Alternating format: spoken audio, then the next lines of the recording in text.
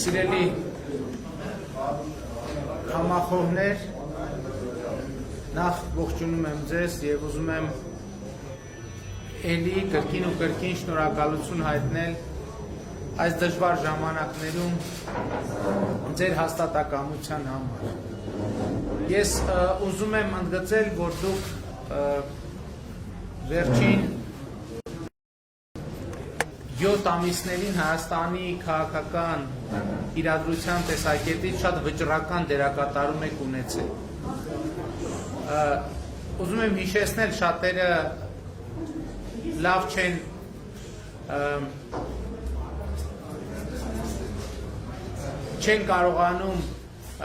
կարողանում ճշգրիտ գնահատել, թե ինչպես պատահեց, որ վերջին 7 ամիսներին Հայաստանի կառավարությունը կանգուն մնաց նոյեմբերի 9-ի իրադարձություններից հետո։ Ես ուզում եմ հիշեցնել, առաջինը նոյեմբերի 9-ի հայտարարությունից եւ նոյեմբերի 10-ի իրադարձություններից հետո նախ համացանցում հայտնվեցին առաջնագծում կանգնած զինվորների տեսանյութերը, որտեղ նրանք կոնկրետ քաղաքական դիրքորոշում էին արտահայտում, որից հետո Հայաստանի քաղաքացիները ընդդիմության գործողություններին ի պատասխան սկսեցին ինքնաբուխ հայտարարություններ անել լրատվամիջոցների հետ զրույցներում։ Եվ ես ուզում եմ հիշեցնել, որ ապարանում տեղի ունեցած, ես չգիտեմ դա ոնց է ստացվել ճիշտն ասած, երևի դուք ավելի լավ գիտեք, լրատվամիջոցների ներկայացուցիչները երբ որ եկել էին ապարանում այս տարածաշրջանում քաղաքացիները հարցազրույցներ էին տալիս եւ գնահատականներ էին տալիս քաղաքական իրադրությանը եւ շատ հետաքրքիր էր, որ հենց այդ գնահատականները շատ կոնկրետ ազդեցություն ունեցան մեր քաղաքական գործընթացների վրա եւ ուզում եմ ասել, որ այդ դրվագները նաեւ հեղափոխության հաղթանակի շատ կոնկրետ վկայություն էին, որովհետեւ սա այն դեպքն էր, երբ քաղաքացու դիրքորոշումը շատ ավելի բան էր որոշում, քան քաղաքական էլիտայի դիրքորոշումը։ Եվ ես հույս ունեմ, որ առաջիկա ընտրություններին Հայաստանի Հանրապետության քաղաքացին իր իշխանությունը կվերահաստատի։ Հունիսի 20-ին Հայաստանի Հանրապետության քաղաքացին պետք է հաղթի։ Եվ չափազանցած չեմ լինի ասել, որ այդ հաղթանակի նախ հաղթանակը բոլոր դեպքերում է տեղի ունենալու, որովհետև Հայաստանի Հանրապետության քաղաքացու քվեն ամեն մի քվեն տեղ է հասնելու։ Ես կարծում եմ ոչ մեկ որևէ կասկած չունի, որ Հայաստանի այսօրվա իշխանությունը, ինչպես ընդդիմադիրներն են ասում, չունի ընտրակեղծարարի բարոյական նկարագիր։ Եվ իդեպ ես ասեմ, որ այս ընտրությունները շատ լավ առիթ են, որպեսզի Հայաստանի Հանրապետության քաղաքացին քաղաքացիական վրեժ լուծի 96 թվից հետո տեղի ունեցած բոլոր կեղծված ընտրությունների համար, որովհետև այդ ընտրություններում քաղաքացու ձայնը խլվել է եւ այդ քաղաքացու ձայնը խլած բոլոր գործող անձինք ըստ էության մասնակցում են այս ընտրությունների։ Եվ ընդհակառակը քաղաքացին պետք է վերահաստատի իր իշխանությունը եւ այդ իշխանությունը վերահաստատելու համար անհրաժեշտ է, շատերը հարցնում են ոնց անենք, որ ընտրություններից հետո հայտնվենք կայուն իրավիճակում։ Դրա համար անհրաժեշտ է, որ քաղաքացիական պայմանագիր կուսակցությունը ստանա ընտրողների ձայների 60%-ը։ Եվ ես հույս ունեմ, որ Հայաստանի Հանրապետության քաղաքացին կկայացնի այդ որոշումը։ Իհարկե, կամքը նրանն է, ընտրության ազատությունը երաշխավորված է եւ քաղաքացին իրոք պետք է կատարի ընտրություն։ Սա շատ բարդ ընտրություն է եւ սա ըստ էության պիտի գնահատական լինի նաեւ երրորդ հանրապետության ողջ պատմությանը, որովհետեւ ըստ էության երրորդ հանրապետության բոլոր ղեկավարները մասնակցում են այսօրվա ընտրություններին։ Ուղղակի, երեքը ուղղակի, մեկը անուղղակի։ Ես ուզում եմ ձեր ուշադրությունը հրավիրել եւս մի փաստի վրա։ Արդեն մի քանի օր ես Ղարաբաղի հարցի հակամարտության պատմության վերաբերյալ տալիս եմ գնահատականներ եւ հրապարակում եմ փաստեր։ Եվ ուշադրություն դարձրեք, որ առայժմ որևէ բովանդակային հակադարձում դրան չի եղել։ Որովհետեւ շատ կարեւոր է հասկանալ, երբ որ ինչ որ մի պրոբլեմ հասնում է պիկին, ասենք ինչ որ մի հիվանդություն հասնում է այն կետին, որ արդեն հնարավոր չէ նրա գոյությունը շղթել, դա մի օրում չի տեղի ունենում։ Դա տեղի է ունենում որոշակի ժամանակահատվածում։ Եվ ես ուզում եմ ընդգծել, որ այո, շատ կարևոր է ընդհանրապես այդ բանակցային փաթեթները Ղարաբաղի հարցի իրանք ընդամենը մի քանի էջ են։ Այնպես չի, որ ծավալուն հատորներ կան։ Բայց այդ մի քանի էջերի եւ այդ պատմության մեջ այնքան նրբություններ կան, որ շատ կարեւոր է, որ քաղաքացին այդ նրբությունները արձանագրի։ Եվ ես ակնկալում եմ, որ Հայաստանի բոլոր նախկին ղեկավարները պետք է արձագանքեն դրան։ Եվ ես հույս ունեմ, ոչ թե հույս ունեմ, ընտրությունների նախորդ օրը տեղի է ունենալու բանավեճ։ Եվ եթե միջև այդ բանավեճը նույնիսկ չպատասխանեն, այդ բանավեճի ժամանակ նրանք ստիպված են լինելու պատասխանել այդ հարցադրումներին։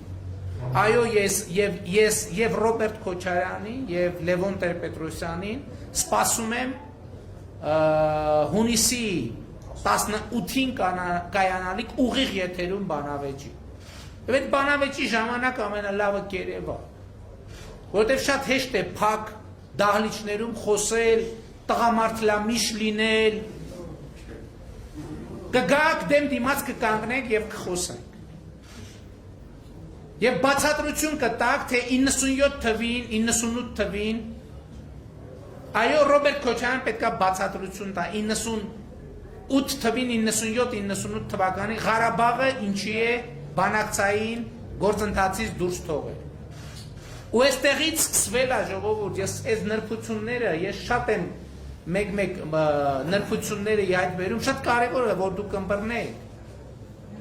Ինչ նշանակում Ղարաբաղը բանակցային գործընթացից դուրս թողնել։ Բանակցային գործընթացից դուրս թողնել նշանակում է Ղարաբաղի հարցը դարձնել տարածքային վեճ Հայաստանի եւ Ադրբեջանի միջեւ։ Սրանից հետո է, որ եթե գալիս է այս տրամաբանությունը, որ եթե տարածք եք ուզում, այսինքն եթե դառնում է տարածքային վեճ, զարգանում է այլ տրամաբանություն, բայց եթե տարածք եք ուզում, ուրեմն տարածք պետք է տաք։ Որտեղ որտեղ է լսված, որ մեկը տարածք տա եւ տարածք չստանա։ Այդտեղից է իհայտ գալիս Մեղրին Ադրբեջանին հանձնելու դավադիր եւ դավաճանական ծրագիր։ Դավադիր եւ դավաճանական ծրագիր։ Եվ այդ ծրագիրը Ռոբերտ Քոչարյանն է դավադիր եւ դավաճանական կերպով տարել Հայաստանի անվտանգության խորհրդի նիստում քննարկել։ Այդ նիստին ներկա մարդկանց վկայությունների վրա է հիմնված այս ասած։ Այս փաստը արձանագրված է Կարեն Դեմիրճյանի այրու Ռիմա Դեմիրճյանի հուշերում եւ այդ փաստը վկայում է Պաշտպանության գործող նախարար Վաղարշակ Հարությունյանը, որը այն ժամանակ էլ է եղել Պաշտպանության նախարար։ Սրանից հետո է, որ ծագել է Ստամբուլի գագաթաժողով, որով արձանագրվել է, որ Ղարաբաղի հարցը պիտի լուծվի Ադրբեջանի տարածքային ամբողջականության շրջանակներում։ Սրանից հետո է ձևավորվել Մադրիդյան սկզբունքները, որոնց հետագա զարգացումը բերել է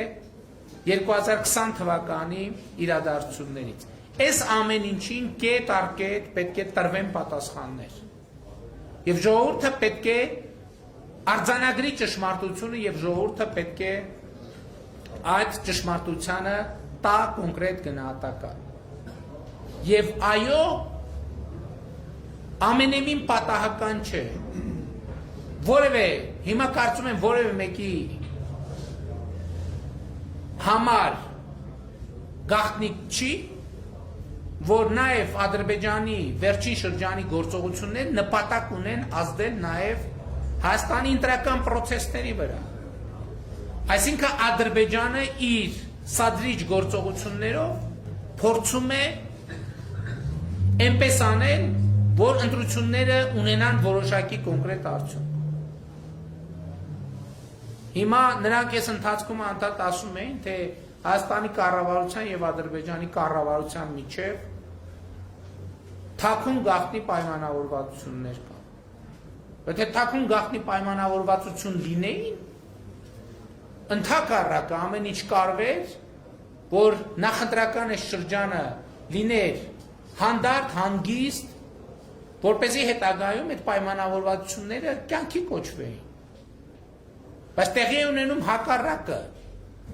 Ամեն ինչ արվում է գործող կառավարությանը ընտրությունների ընթացքում խանգարելու համար։ Հետևաբար սա ինքնին հերքում է, որ կարող է լինել որևէ դավադրություն ժողովրդի թիկունքում գործող կառավարության կողմից եւ ամրապնդում է, որ այն վարկածը,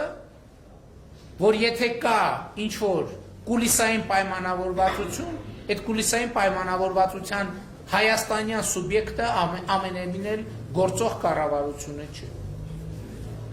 Եվ դա կարող է լինել, եթե այդպիսի հնարավորություն կա, կարող են լինել այն սուբյեկտները, ովքեր Ղարաբաղը դուրս են թողել բանակցային գործընթացից, ովքեր մեղրի փոխանակման հարց են բերել հայաստանյան քաղաքական օրակարգ, եւ ովքեր 1999 թվականի Եվրոպայում անվտանգության Ստամբուլյան խարտիայով ըստ էության ամրագրել են Ադրբեջանի տարածքային ամբողջականությամբ Լեռնային Ղարաբաղի հարցը լուծելու բանաձևը։ Հաջորդ խնդիրը մեր սահմանային անվտանգության վերաբերյալ։ Մենք ասել ենք, որ մեզ համար իհարկե Ռուսաստանի Դաշնության մեր ռազմավարական գործընկերոջ առաջարկները սահմանային իրադրության հանգուցալուծման վերաբերյալ ընդունելի են եւ այդ մասին նաեւ երեք փոխվարչապետ մեր Գրիգորյանը հարցազրույց է տվել։ Մենք կարծում ենք, որ այդ առաջարկները ընդունելի են եւ կոնկրետ առաջարկներ ենք տվել ինչպես գործնականում իրականացնել այդ առաջարկությունները։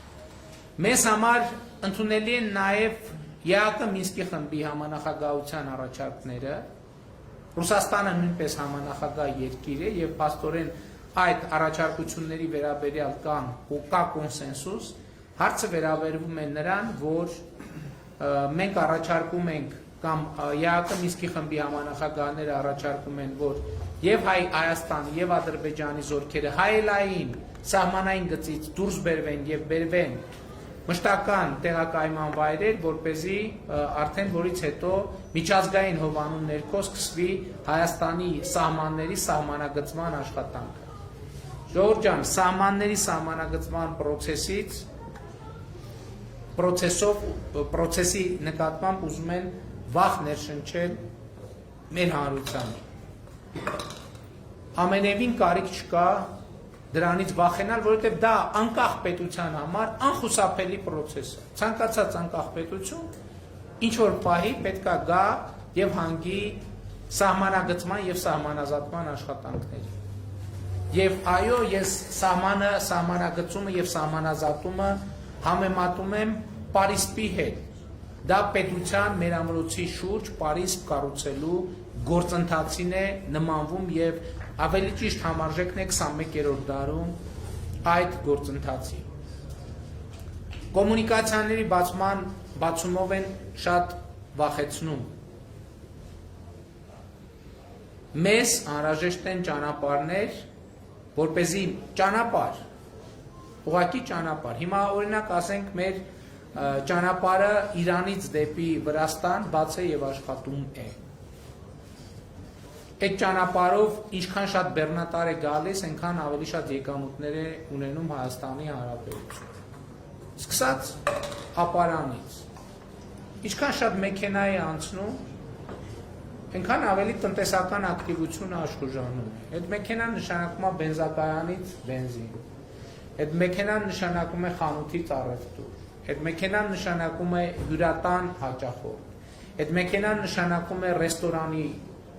ճաշարանի հաճախորդ։ Այդ մեքենան նշանակում է աշխատատեղ, ավտոմեքենայի սպասարկման կետ։ Այո, խնդիր է արդյոք, որ օրինակ այդ ճանապարհներով անցնեն այլազգիներ եւ օրինակ ադրբեջանցիներ։ Դուք գիտեք, որ Իրանի Իսլամական Հանրապետության հյուսիսում եւ Վրաստանի հայ-վրացական սահմանին ապրում են ադրբեջանցիներ։ Եվ այսօր էլ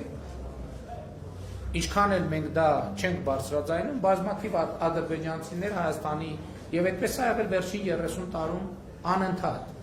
Միշտ է եղել Վրաստանից, Սադախլոյի կողմից,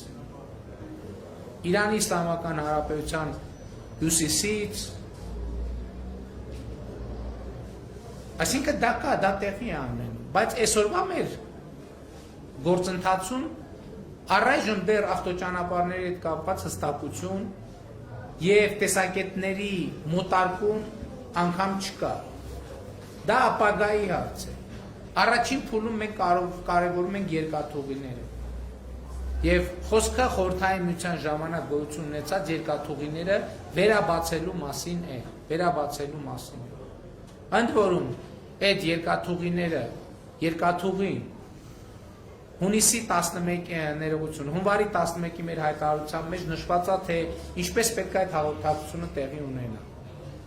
Այսինքն այսօր ինչպես միջազգային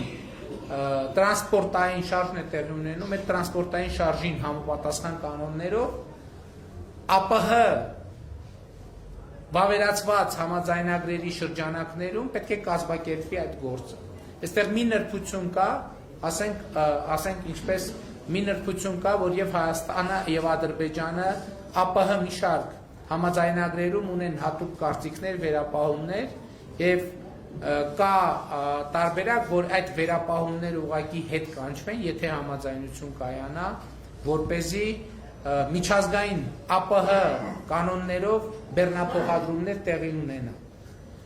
Հաջորդ խնդիրը գերիների վերադարձի խնդիրն է։ Դուք տեսնում եք, որ գիտեք, վերջին շատ երկար տարիներում առաջին անգամ մենք ունենք պատշաճ միջազգային արձագանք մեր սահմանային իրադրության եւ գերիների հարցի հետ կապված։ Այսօր միջազգային հանրությունը ըստ էության հստակ արձանագրել է գերիների վերադարձի անհրաժեշտությունը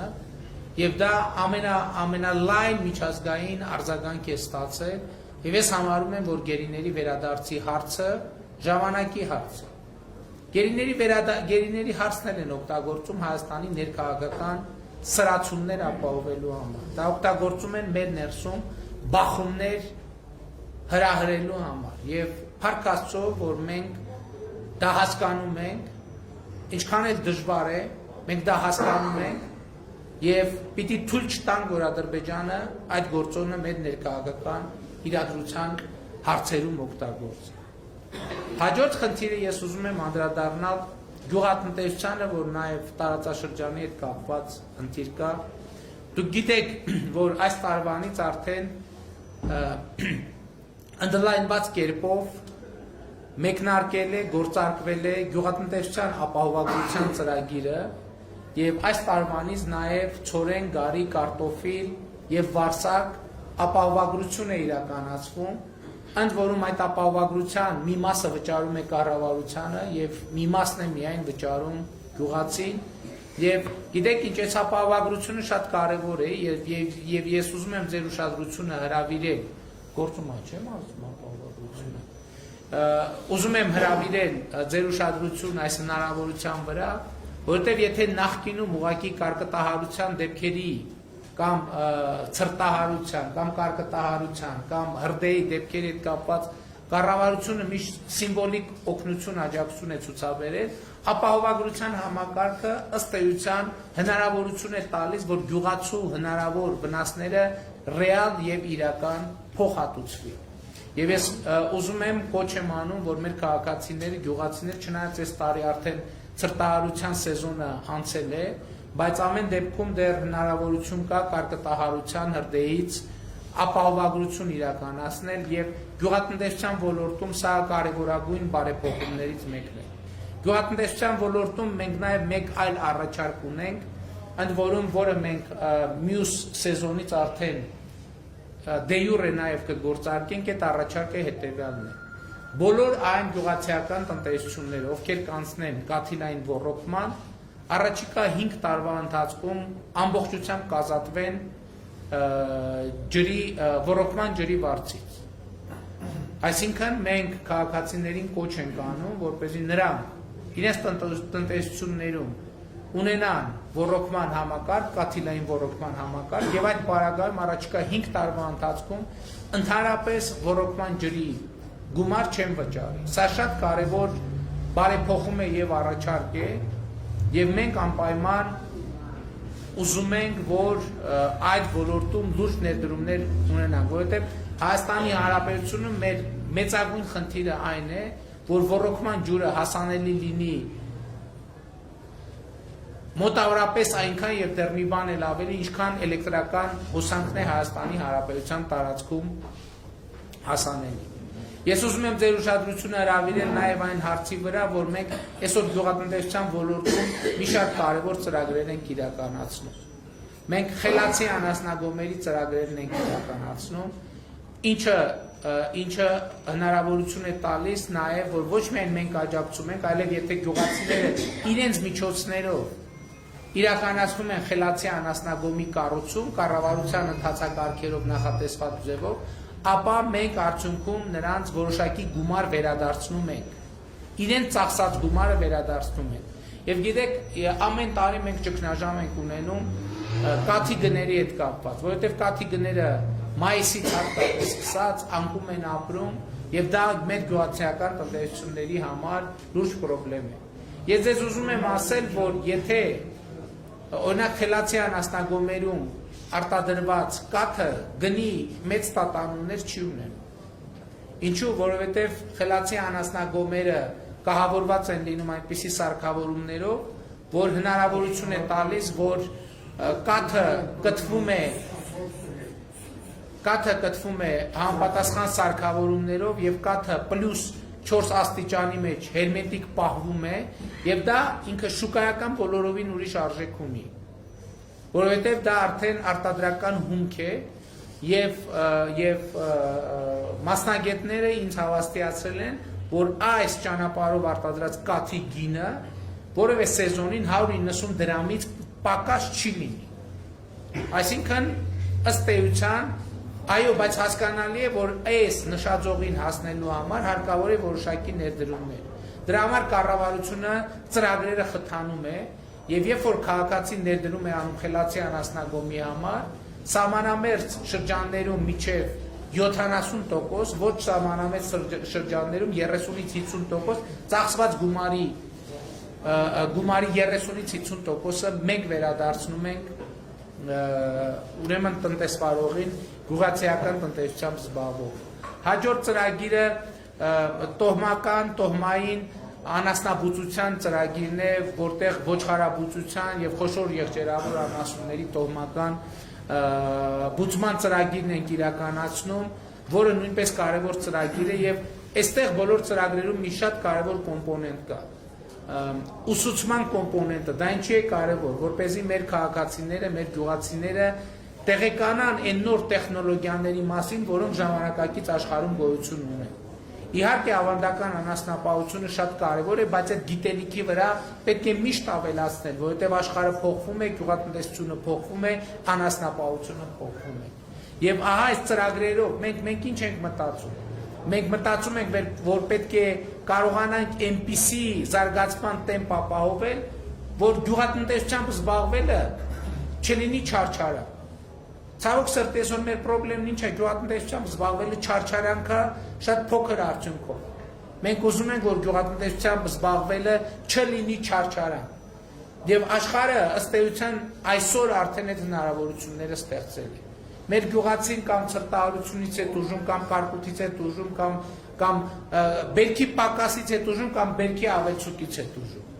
Այսինքն բերքը քիչ է, մենք բան ենք անում, նեղվում ենք, որ բերք չկա։ Բերքը շատ է, այդ բերքի գին այնքան ընկնում է, որ ժողովուրդը ասում է, այս ինչ եղավ, այնքան բերք կա, ջրի գին է դառել բերքը, բա այս ինչ եղավ։ Այսինքն հասկանում եք, մենք մի ցիկլի մեջ ենք, որ բոլոր տարբերակներում լավ չի մեզ համար։ Եվ հետևաբար գյուղատնտեսությունը պետք է ինքը իր ամբողջ կառուցվածքով փոխվի։ Ժամանակակից ինտենսիվ գյուղատնտեսությունը այնպեսին է, որ գյուղացին ոչ թե մտածում ասում այլ տենանք գա սեպտեմբերը, հոկտեմբերը տենանք ինչքան բերք է ալնում, այլ պլանավորում է ինչքան բերք ինքը պետք է ստանա։ Ճշգրիտ պլանավորում է, թե ինքը ինչքան բերք պիտի ստանա։ Ինտենսիվ այգիները կարկուտի, ցրտահարության հետ կապված որևէ խնդիր չունի։ Եվ ես ուրիշ բան եմ ուզում ասել։ Ինտենսիվ գյուղատնտեսության մեջ այսօր աշխատող գյուղատնտեսները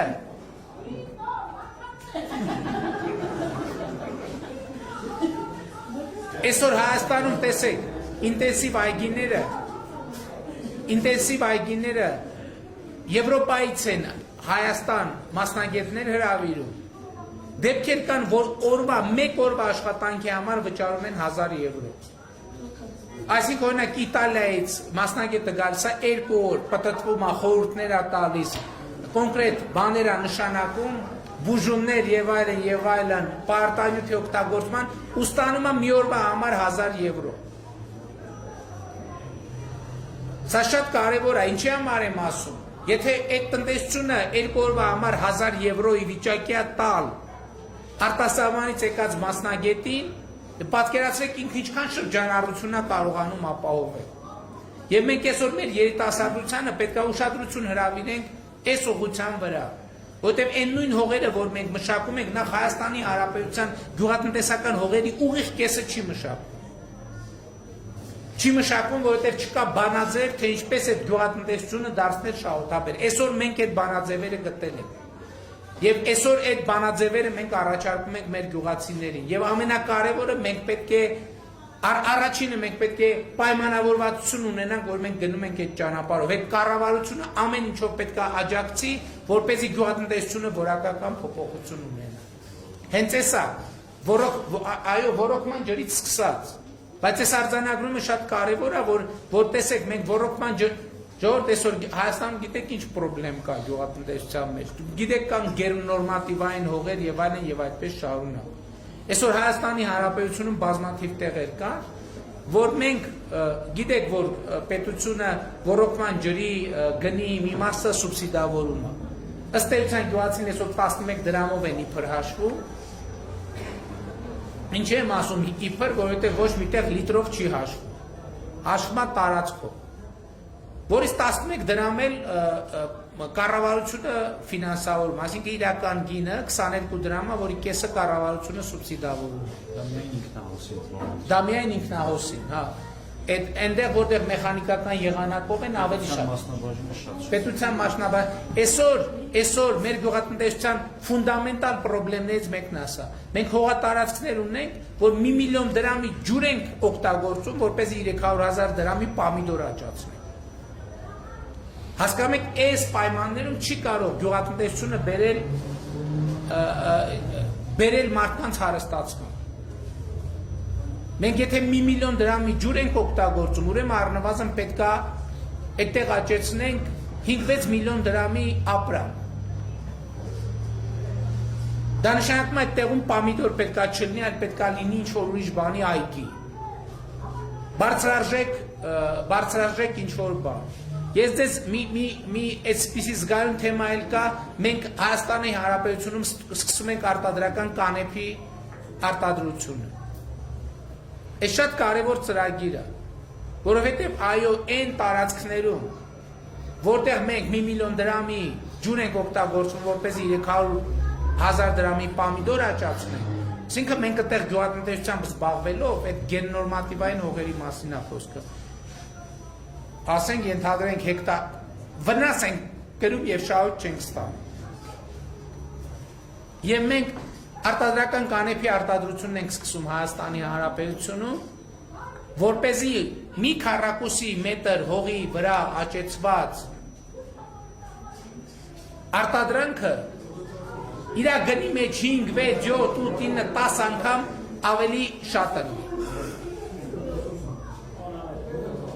Հիմա ես ուզում եմ անդրադառնամ ընտրություններին։ Ժողովուրդ ջան, այս ընտրություններում որոշվում է Հայաստանի ապագա ճակատագիրը։ Շատ դժվար է բոլորիս։ Մենք շատ լուրջ հարցեր ունենք լուծելու։ Բազմաթիվ հարցեր են կուտակվել, որը պետք է լուծվի։ Մենք շատ լուրջ մարտահրավերներ ունենք։ Այդ մարտահրավերներից առաջինը անվտանգությունն է, բանակն է, զինված ուժերն է։ Իմիջիայլոց ես ուզում եմ զինված ուժերի մասին էլ խոսել։ Այդ զինված ուժերի բազմաթիվ խնդիրների մասին ես խոսել եմ։ Երկար տարիներ մեր բանակը եւ զինված ուժերը քաղաքականացված է եղել եւ քաղաքականության մեջ ներգրավված է եղել եւ դա դարձել է զինված ուժերի ամենամեծ խնդիրներից մեկը։ Եվ ցավոք սրտի միջև բոլորովին վերջերս մարդիկ կային, որ զինված ուժերը փորձում են քաղաքական գործընթացների մեջ ներառել։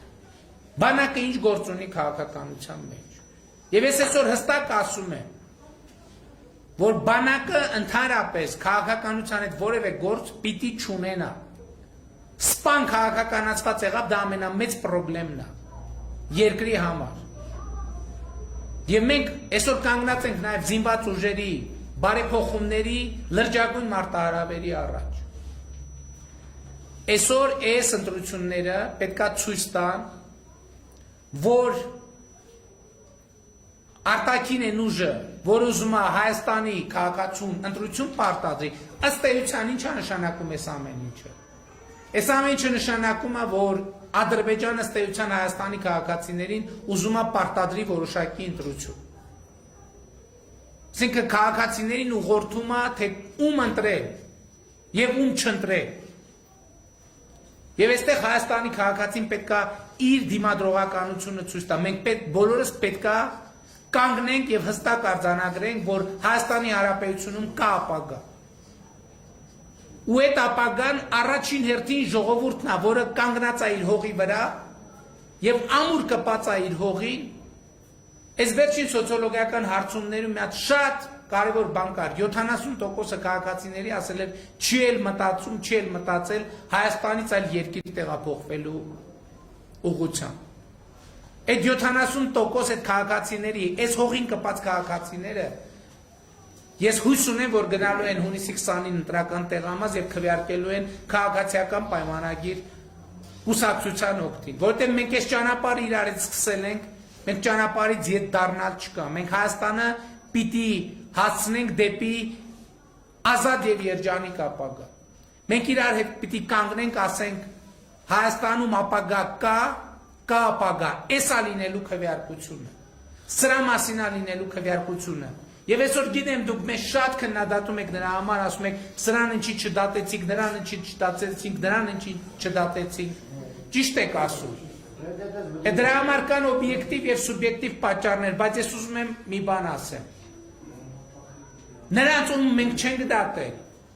Դուք համարում եք, որ պետք է դատեք, դուք ինքներդ կարող եք դատել 2021 թվականի հունիսի 20-ին։ Գնալով ընտրական տեղամաս եւ ձայն չտալով նրանց։ Եվ մեր մանդատը, որ մենք ստացել ենք 2019 թվականին, մեր մանդատը այս պատերազմի եւ պարտության հետևանքով այո թույլացել է ժողովուրդ։ Եվ մենք ուզում ենք, որ դուք այդ մանդատը ուժեղացնեք։ Եվ եթե ձեր ցանկությունը վերջ թավիշինն է,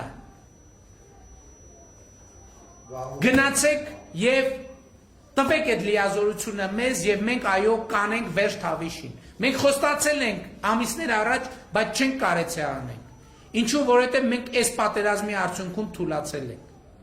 Որովհետեւ կասկածի տակ են դնում ժողովուրդը ի վերջո մեր հետ է, թե ժողովուրդը մեզ հետ չի։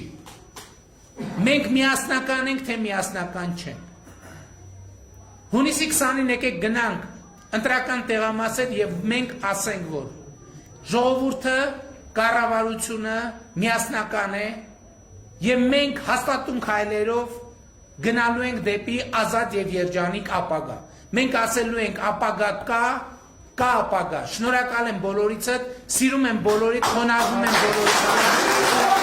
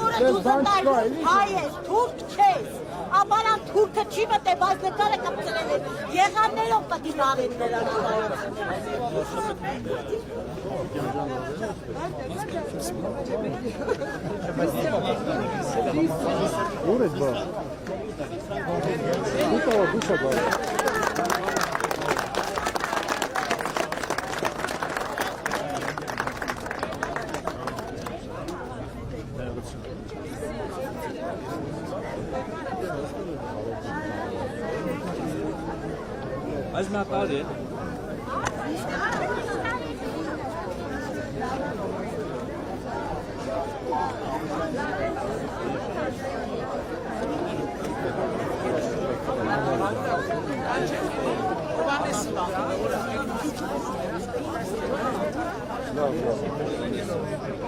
Ջերի մասին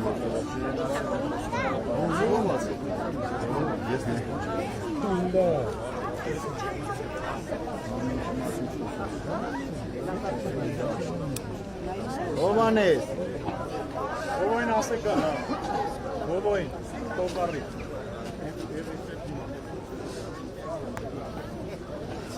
Այստեղ չի Ով որ ջրի մասին հարց են բարձրացնում Չէ, բայց ջրօգտագործման Ով արի ընկերության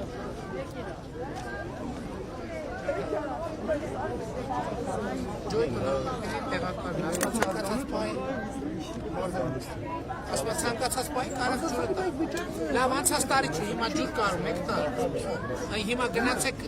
տվեք